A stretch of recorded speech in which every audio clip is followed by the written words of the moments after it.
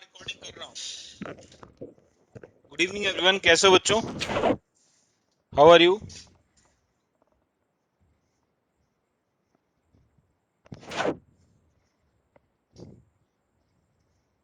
कैसे हो बच्चों?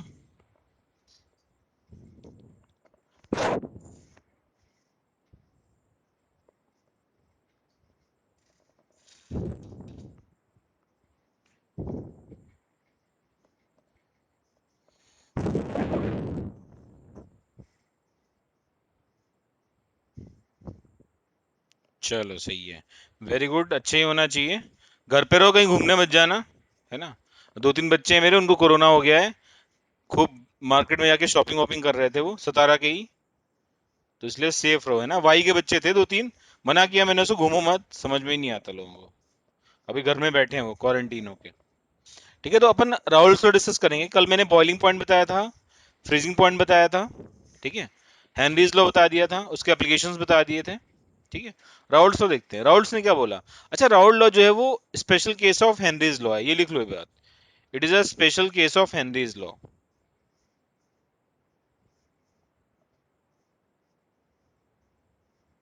ठीक है। It is a special case of Henry's law. तो जैसे मान लेते हैं एक सोल्यूशन लिया हमने, ठीक है। सपोज हमने एक सोल्यूशन ले लिया। इस सोल्यूशन में दो कंपोनेंट्स हैं। कौन कौन से दो कंपोनेंट्स हैं? एक तो सॉल्वेंट है, ठीक है, दूसरा सल्यूट है। अच्छा, इंटरेस्टिंग बात क्या है, सॉल्वेंट मान लेते हैं हम लोग पानी है, ठीक है। सल्यूट मान लेते हैं अल्कोहल है। क्या दोनों चीजें वोलेटाइल है? Answer is yes, both of these are volatile things. Solvent को अपन ए बोल देते हैं, सॉल्यूट को बी बोल देते हैं, चलेगा। अच्छा, ये कन्वेंशन पूरी केमिस्ट्री में होती है, सॉल्वेंट को ए से लिखते हैं, सॉल्यूट को बी से लिखते हैं, है ना। तो है, अपना राउल्ट्स लॉ क्या कहता है? राउल्ट्स लॉ कहता है कि जब ए और बी दोनों वोलेटाइल कंपोनेंट्स होंगे, और इस कंटेनर को हमने ऊपर से क्लोज कर रखा है, ऊपर से लिड लगा रखी है, ठीक है। तो यहाँ पे इनके वेपर्स होंगे। मान लेते हैं जो ए के वेपर्स हैं वो ब्राउन कलर के हैं, और जो बी के वेपर्स हैं वो सपोज ऑरेंज कलर के हैं, ठीक है। जो बी के वेपर्स हैं वो ऑरेंज कलर के हैं, ठीक है। तो राउल्ट ने क्या बोला? राउल्ट ने कहा कि अगर मैं vapour pressure of pure A को पी नॉट ए बोल दूं, this is vapour pressure of pure A, ठीक है। अच्छा, कल सब लोग आए थे ना? कल सब बच्चे आए थे ना? अगर मैं पी नॉट ए को बोल दूं वेपर प्रेशर ऑफ प्योर ए है ना, और पी नॉट बी जो है वो है vapour pressure of pure B. Pure B मतलब सिर्फ बी और कोई कंपोनेंट ना हो, सिर्फ ए और कोई कंपोनेंट ना हो। अच्छा, पीए क्या है? पीए है vapour pressure of A in solution phase, ठीक है। जब आपने ए और बी को मिक्स कर दिया, तो यहाँ पे वेपर प्रेशर कितना है? वो पीए है। पीबी क्या है? पीबी है vapour pressure of be in solution phase, ठीक है।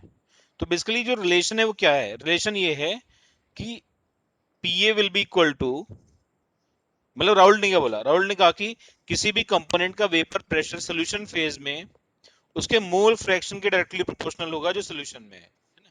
यहाँ पे ए और बी दोनों है, ठीक है। यहाँ पे ए और बी दोनों है, तो किसी भी कंपोनेंट का वेपर प्रेशर जो होगा सोल्यूशन फेज में, वो उसके मोल फ्रैक्शन के डायरेक्टली प्रोपोर्शनल होगा, ठीक है।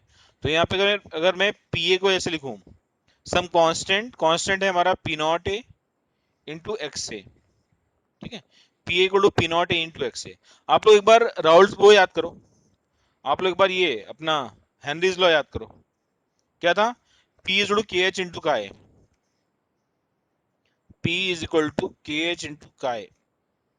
क्या कुछ वैसा ही लग रहा है ये सुनो, ये जो के एच है यही पी नॉट ए है, जो के एच है वही पी नॉट ए है। तो इसलिए मैं कह रहा हूं कि ये special case of Raoult's law है, sorry special case of Henry's law है, ठीक है। तो किसी भी कंपोनेंट का वेपर प्रेशर सोल्यूशन फेज में उसके मोल फ्रैक्शन के डायरेक्टली प्रोपोर्शनल होगा। जब हम प्रोपोर्शनलिटी हटाएंगे तो वहां पे पी नॉट ए आ जाएगा, ठीक है। बिल्कुल सेम तरीके से पीबी क्या हो जाएगा? पीबी हो जाएगा P not B into X B. ये बात क्लियर है सभी को? हाँ या ना? जो पीए हो जाएगा वो हो जाएगा P not A into X है, और जो पीबी हो जाएगा वो हो जाएगा P not B into X B. Is that clear to everyone? बोलो बच्चों।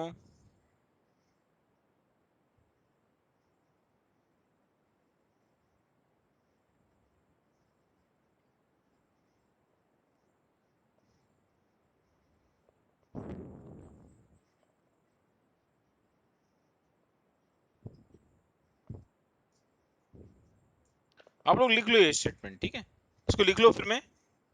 What is XP? XP is mole fraction of B. X से जो है वो है mole fraction of solvent, X से जो है वो है मोल फ्रैक्शन ऑफ सॉल्वेंट, और एक्स बी जो है वो है मोल फ्रैक्शन ऑफ सोल्यूट।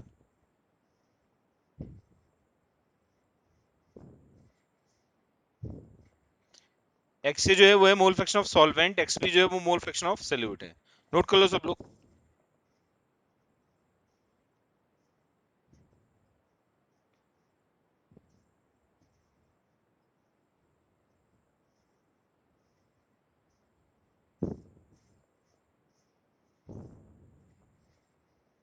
बहुत सारे फॉर्मूले हैं ना, टेंशन हो रही है ना? टेंशन मत ले, सब मैं याद करा दूंगा, है ना? बिल्कुल टेंशन मत ले, मैं सारे फॉर्मूले याद करा दूंगा, ठीक है? सुन रहा है मेरी बात? हाँ, बिल्कुल भी टेंशन मत लो, मैं सब याद करा दूंगा, ठीक है? हम इतने क्वेश्चंस करेंगे इस पे कि ये याद हो ही जाएगा। और है बहुत सिंपल सा है ना यार, P A proportional to X से है, तो P A equal to P not A X से, या तो ये वाला याद कर लो, P equal to K H into X. K H जो है वो प्योर कंपोनेंट का वेपर प्रेशर है, ठीक है? फॉर्मूले तो ज्यादा हैं, ये मैं मानता हूँ, बट इनको अभी तो याद करना, 2 साल में याद करना है इनको, है ना? इनको 2 साल में याद करना है, इसलिए टेंशन तो बिल्कुल मत लो, ठीक है? सब बच्चों ने नोट्स बना लिए? अच्छा ये बताओ पहले, सबने नोट्स बना लिए? हाँ या ना? सब बच्चों ने नोट्स बना लिए? ठीक है, बहुत बढ़िया है। तो ये लिख डालो पहले, फिर मैं आगे बढ़ता हूँ, है ना? राउल्स लॉ पूरा लिख डालो। तो यहाँ पे मैं स्टेटमेंट भी लिख देता हूँ राउल्स लॉ। क्या स्टेटमेंट है? As per Raoult's law,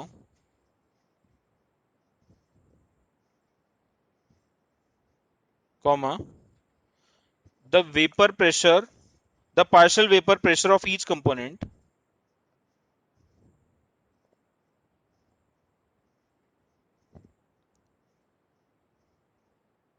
the partial vapor pressure of each component of the solution is directly proportional to, of the solution is directly proportional to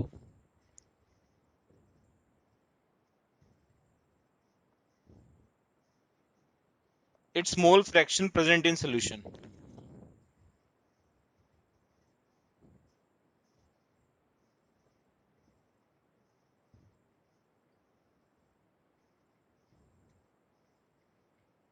ठीक है, the partial vapor pressure of each component of the solution is directly proportional to its mole fraction present in solution। ठीक है, note करो जल्दी से।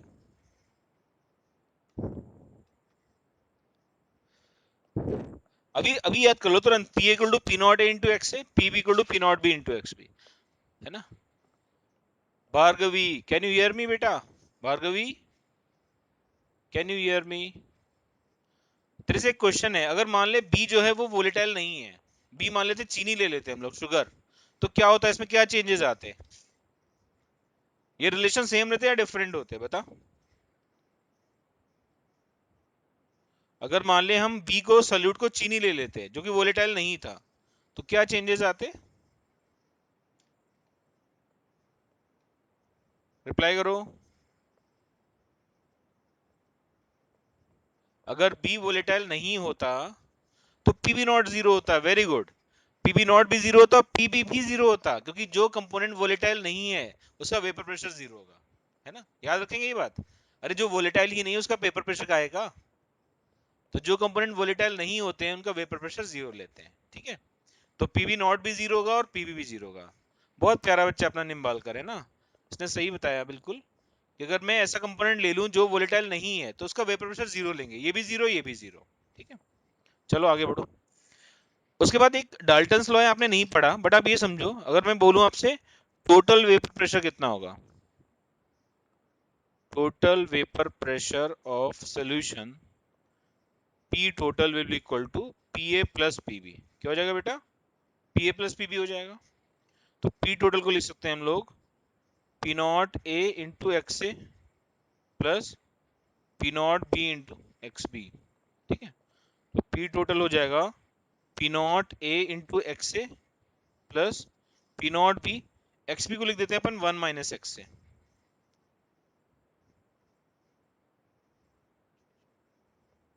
ये कौन है भाई? कांचा चीना।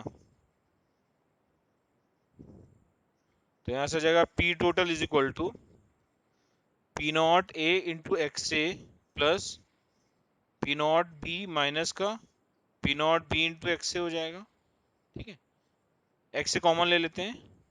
P total is equal to P not B plus का एक्स से कॉमन ले लिया ब्रैकेट में P not A minus P not B। ये हो जाएगा। बोलो या क्लियर है सबको? यस और नो? मैंने सिंपली एक्स बी को 1 माइनस एक्स से लिख दिया क्योंकि मुझे पता है एक्स ए और एक्स बी का सम क्या है? 1 है। दोनों के मोल फ्रैक्शन का सम 1 होता है। ये बात मैंने कल भी बताई थी। ठीक है, सब लोग नोट कर लो जल्दी से।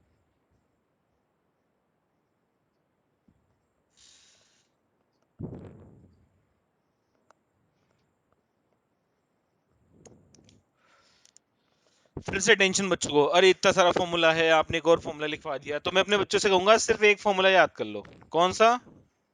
ये वाला। ये फॉर्मूला याद कर लो कि P A equal to P not X से है, पी भी वैसे ही हो जाएगा, दोनों का सम किया तो पी टोटल आ जाएगा, है ना? बाकी कुछ याद ही नहीं करना है। इतना तो हमें याद ही रहता है कि x A plus x B 1 होता है। हाँ या ना? हमें इतना तो याद ही रहता है कि x A plus x B जो है वो 1 होता है। ठीक, लिख लो जल्दी से।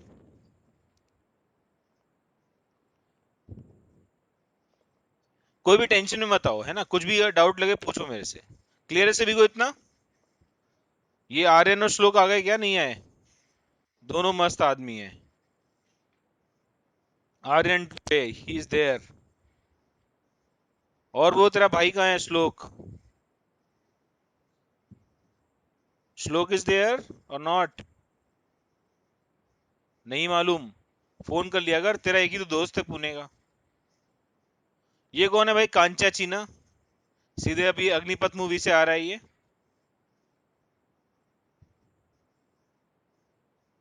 फोन नहीं उठा रहा? अच्छा, सो रहा होगा, नहीं तो टीम बना रहा होगा अपने दिमाग के साथ, है ना? चलो, अब यार एक रिलेशन और मिल सकता है।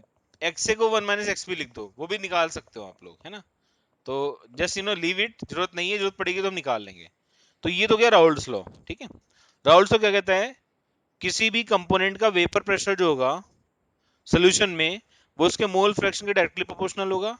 अगर आप कांस्टेंट रखोगे तो वो पी नॉट ए आ जाएगा, मतलब vapour pressure of pure component आ जाएगा। मैत्री क्या बोल रही है?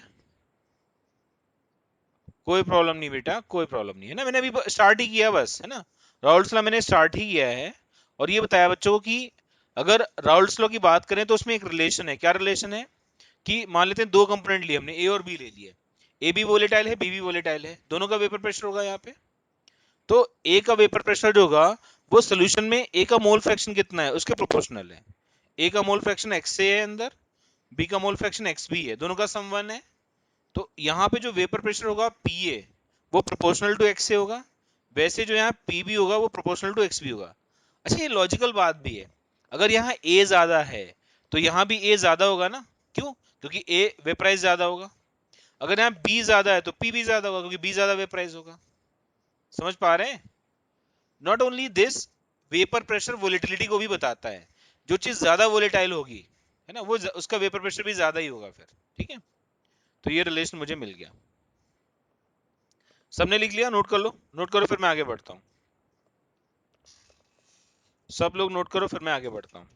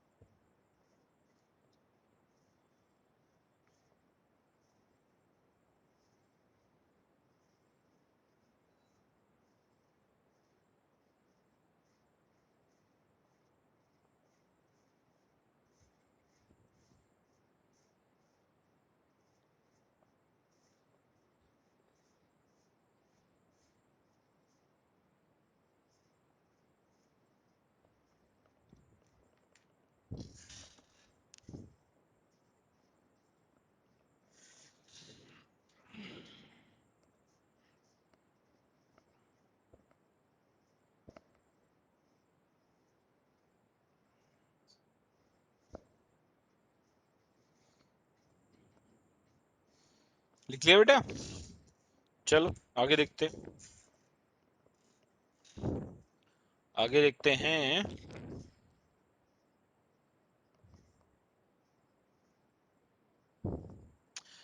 ग्राफ बनाते हैं। अच्छा, जो मैं ग्राफ बना रहा हूँ ना, वो वैसा ग्राफ आपने आज तक बनाया नहीं होगा। भाई साहब फोन नहीं उठा रहे हो, तुम टीम बना रहे थे, ऐसा बोला इसने, तुम्हारे फ्रेंड आर्यन ने, है ना, कि श्लोक जो है वो टीम बनाने में बिजी है।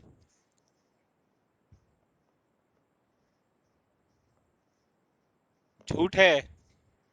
भाई तो आर्यन नहीं बता सकता सच है कि झूठ है। तो ये एक ऐसा ग्राफ बनाना है जिसमें दोनों तरफ एक्सिस ले रहे हैं, मतलब मैं इस तरफ एक्स से प्लॉट कर रहा हूं, तो यहाँ पे एक्स से 0 लिया मैंने, और यहाँ पे एक्स से को 1 ले लिया। ठीक, इधर मैं एक्स भी प्लॉट कर रहा हूँ, तो जब एक्स से 1 होगा तो एक्स भी 0 होगा, जब एक्स से 0 होगा तो एक्स भी 1 होगा। ठीक है, तो अपना ग्राफ क्या है?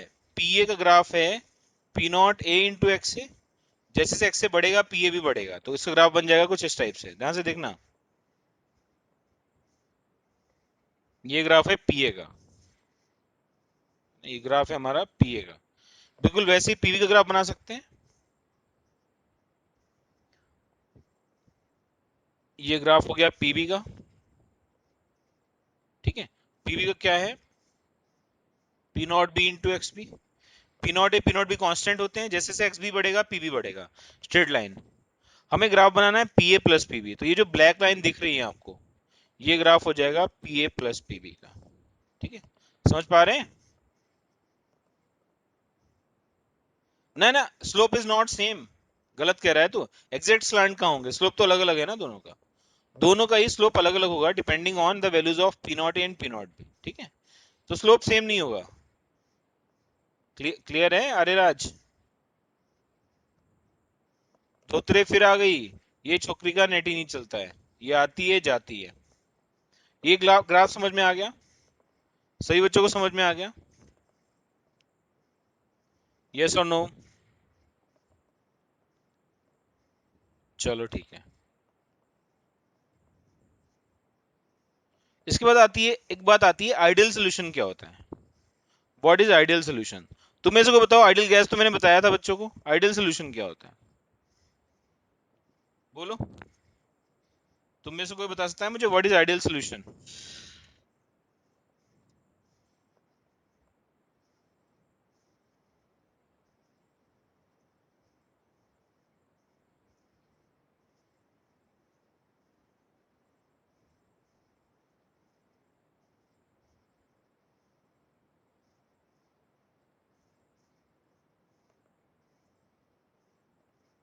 यहाँ पे लिख लेना, अ solution which follows,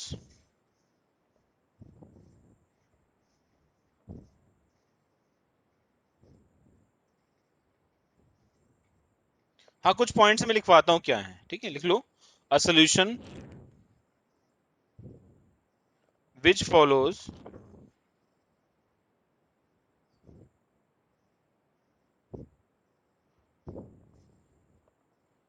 a solution which follows Raoult's law for entire range of a solution which follows Raoult's law for entire range of concentration is known as ideal solution, is known as ideal solution। अच्छा, ideal solution define करने के लिए कुछ thermodynamic parameters लिए हैं, वो parameters मैं बताता हूँ क्या होते हैं। ठीक है, देख लो एक बार। फॉर एन आइडियल सोल्यूशन, पहले बात तो डेल्टा एच मिक्सिंग 0 होता है। ठीक है, डेल्टा एच का मतलब है हीट ऑफ रिएक्शन। ठीक है, डेल्टा एच का मतलब है हीट ऑफ रिएक्शन, माने जब आप सोल्यूशन बना रहे हो तो ना तो हीट रिलीज होगी ना ही एब्जॉर्ब होगी। ठीक है, जब आप सोल्यूशन बना रहे हो तो ना तो हीट रिलीज होगी ना ही एब्जॉर्ब होगी। पहला पॉइंट लिख लेते हैं ये बात। डेल्टा एक्स मिक्सिंग 0 का मतलब है heat is neither reduced or absorbed, heat is neither released or absorbed when solution is prepared. ठीक है, ना तो हीट रिलीज होती है ना ही एब्जॉर्ब होती है जब हम लोग सोल्यूशन बनाते हैं। ये पहला पॉइंट हो गया। ठीक है, सेकेंड पॉइंट क्या है देखो, सेकेंड पॉइंट है डेल्टा वी मिक्सिंग 0 है। इसका मतलब क्या है? इसका मतलब है there is no change in volume, there is no change in volume when solution is prepared.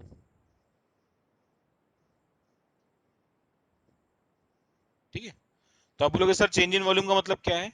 जैसे सपोज मैंने 6 ml हेक्सेन लिया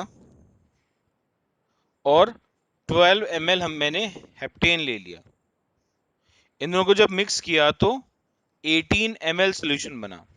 इसका मतलब ये जो सोल्यूशन है वो आइडियल सोल्यूशन है। ठीक है, दूसरा एग्जांपल देखो मैंने क्या किया, मैंने 7 ml ऑफ एसीटोन लिया, इसमें 6 ml ऑफ वाटर डाला, तो जो सोल्यूशन बना वो बना 12.5 ml। तो यहाँ पे 13 ml होना चाहिए था, 12.5 बना, मतलब कुछ वॉल्यूम चेंज आ गया। ये नॉन आइडियल केस हो जाएगा, या ये नॉन आइडियल सोल्यूशन हो जाएगा। क्या मेरी बात समझ पा रहे हैं? हाँ या ना? जब भी कोई आइडियल सोल्यूशन बनेगा तो उसमें वॉल्यूम चेंज क्या होगा? नेग्लिजिबल होगा, है ना? जब भी कोई आइडियल सोल्यूशन बनेगा तो उसमें जो वॉल्यूम चेंज है वो नेग्लिजिबल होगा। Is that clear? बोलो बच्चों, हाँ या ना?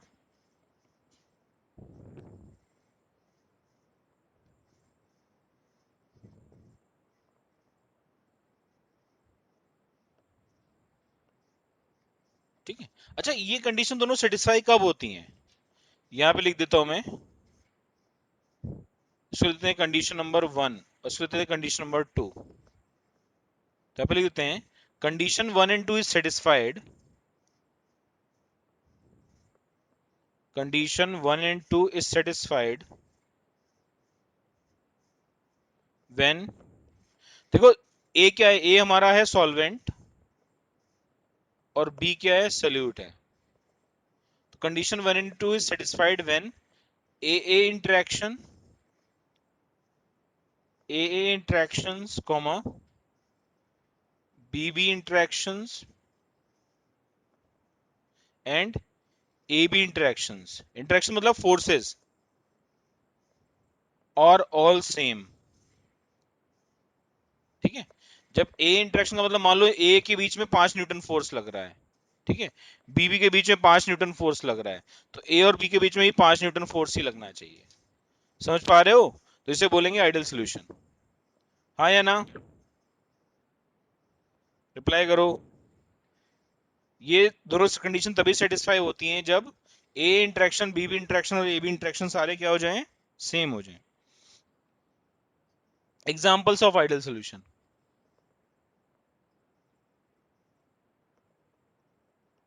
एग्जांपल्स ऑफ आइडियल सोल्यूशन हम बोल सकते हैं हेक्सेन और हेप्टेन का mixture, n hexane plus n heptane. ठीक है, दूसरा एग्जांपल है बेंजीन प्लस टोलुइन, मतलब सेम फैमिली के कंपाउंड होने चाहिए, वो आइडियल सोल्यूशन बनाते हैं जनरली। ठीक है, उसके बाद ब्रोमोएथेन और क्लोरोएथेन, ब्रोमोएथेन और क्लोरोएथेन, ये सारे मिक्सचर जो हैं ये एग्जांपल्स हैं आइडियल सोल्यूशन के। आप लोग नोट कर लो बेटा। ठीक है, नोट करो सारी बातें। आइडियल सोल्यूशन क्या है, ये ग्राफ भी बना लो पहले तो, है ना, फिर आगे बढ़ते हैं। बनाते रहो साथ साथ में, ठीक है।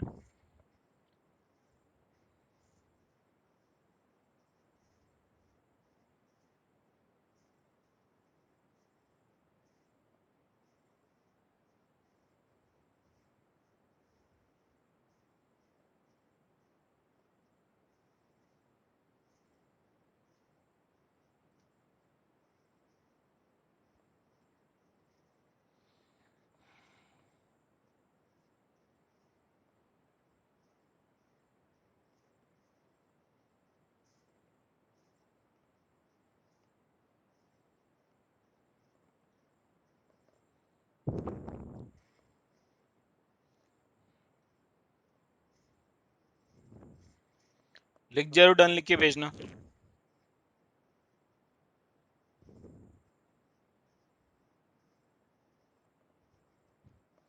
अच्छा ये बिल्कुल स्ट्रेट लाइन है ना, ये जो बनाया है मैंने ये बिल्कुल स्ट्रेट लाइन है। ठीक है, बिल्कुल ही स्ट्रेट लाइन है, लीनियर वेरिएशन हो रहा है।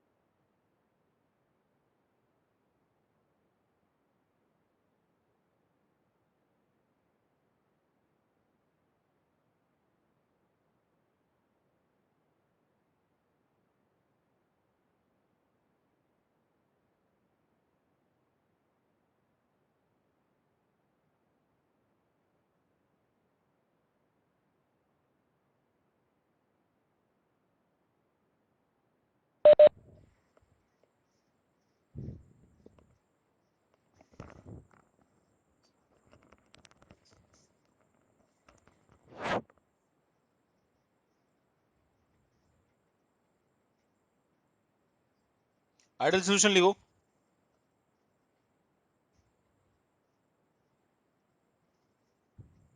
अच्छा, जो सोल्यूशन राउल्ट्स लॉ को फॉलो नहीं करते for the entire range of concentration, उन्हें हम बोलते हैं नॉन आइडियल सोल्यूशन।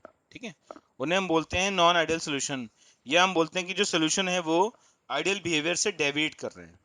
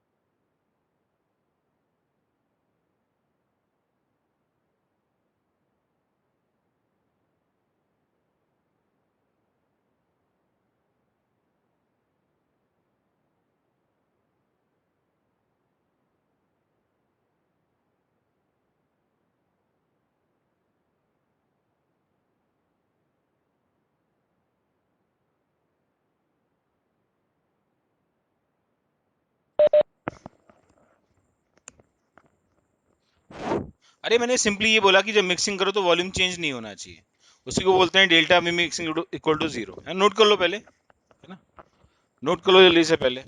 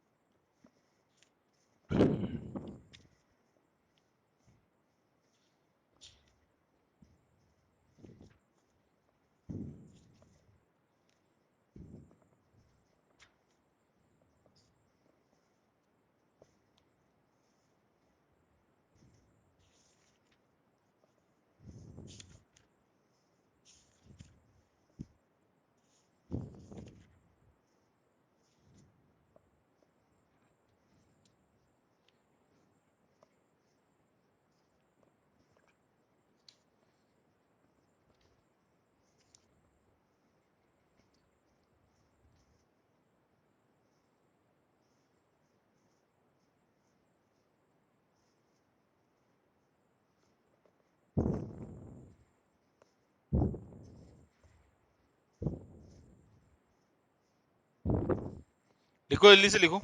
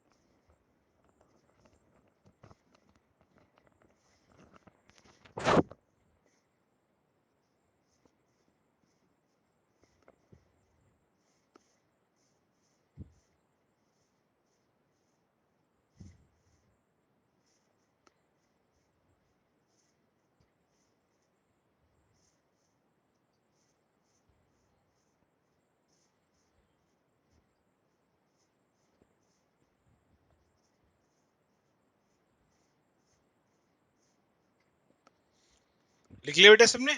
बोलो। मीटिंग खत्म हो रही है, रिज्वाइन करना आप लोग, है ना, भाग मत जाना।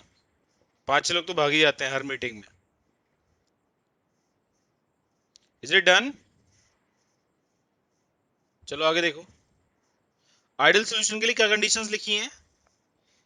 ए interaction, B interaction, A interaction सारे सेम होने चाहिए, है ना। अब जो थर्मोडायनेमिक कंडीशंस मैंने क्या बोली थी, अगर ये कंडीशन सेटिस्फाई हो रही है ना, अगर ये कंडीशन सेटिस्फाई हो रही हैं तो एक क्वेश्चन लिखते हैं छोटा सा।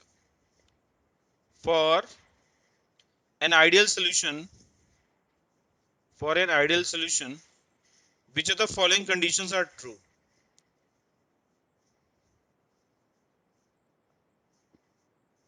Which of the following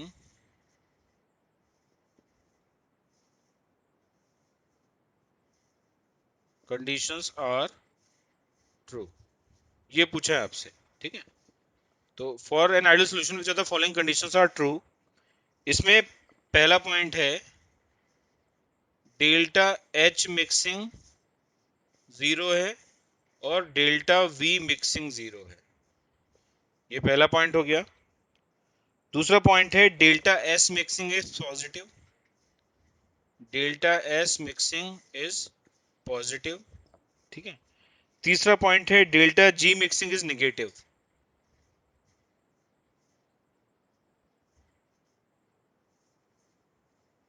ठीक है। और चौथा पॉइंट है ऑल आर ट्रू। ये 4 पॉइंट्स दे रखे हैं, है ना। अब इसमें देखो तुम्हें डेल्टा एस और डेल्टा जी तो पता ही नहीं है। पता है कितने को डेल्टा एस और डेल्टा जी पता है? नहीं पता है। नहीं पता है इसलिए मैं बच्चों को बोल रहा हूँ कि सारे ट्रू हैं इसमें, ठीक है। और ये डेल्टा एस और डेल्टा जी मैं तुम्हें पढ़ाऊंगा थर्मोडायनेमिक्स में।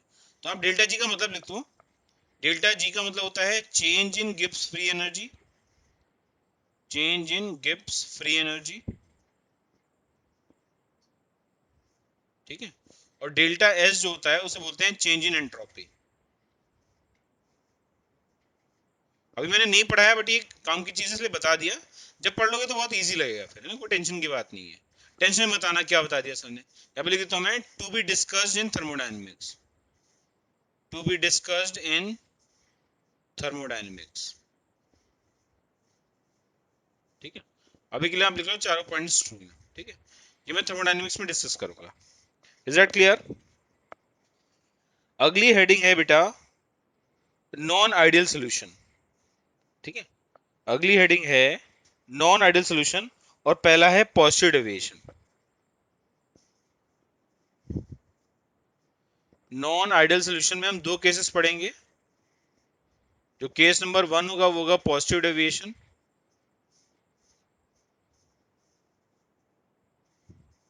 और केस नंबर 2 होगा जो होगा नेगेटिव डेविएशन।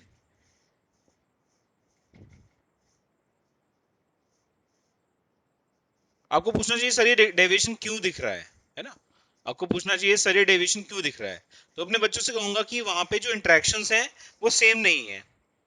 अगर ए और बी इंटरेक्शंस, अगर A and B interactions are greater than AB interactions, अगर ऐसा होता है तो पॉजिटिव डेविएशन शो करता है। ए इंटरेक्शन मान लेते हैं 4 न्यूटन है, ये मान लेते हैं 6 न्यूटन है, और ये जो ए बी इंटरेक्शन है इसकी वैल्यू मान लेते हैं 2 न्यूटन से। तो ऐसा केस बन रहा है यहाँ पे। ए बी और ए बी क्या है, कुछ इस तरीके से है कि ए और बी क्या है, ये ग्रेटर है ए बी इंटरेक्शन से। Is that clear? तो हमें उस केस में पॉजिटिव डेविएशन दिखाई पड़ेगा, ठीक है। और अगर उल्टा हो जाए इसका, उल्टा क्या हो जाए कि